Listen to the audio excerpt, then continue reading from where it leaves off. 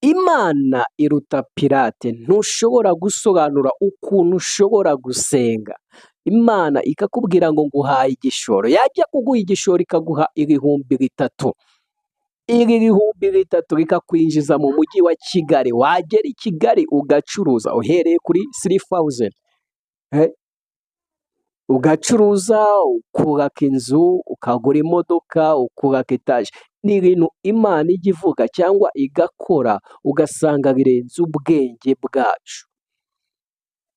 Icyo usabwa wowe, nimba hari ikintu wavuganye n'Imana, nimba hari ikintu yakubwiye ukirimo neza, today ukaba usenga, Imana izakugirira neza. Icyo yavuze ikivuga irema inzira, hari inzira Imana yaremye ku buzima bwawe. Iyo nzira ntishobora kugira aho ijya ku ruhande, oya, iyo nzira ni iyawe.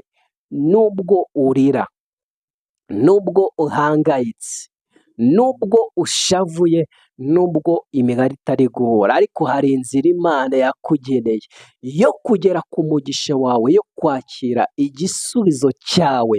Akira umugisha w'Imana, akira gukomera kw'Imana, akira umwuka wera, akira uburinzi bw'Imana, kuko Imana icyo ishinzwe ni ukuguha keya, ni ukugufasha kugira ngo ugere ku masezerano yawe. Wowe icyo usabwa ni uguca bugufi ukihana, ibyo byonyine bizatuma ugera ku mugisha wawe.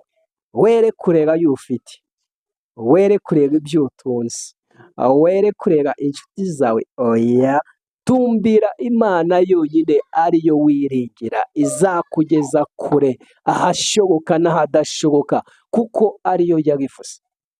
Kora subscribe ndetse na share, unaduhe comment. Twabonye Imana ikora, nawe izakugira neza. Murakoze.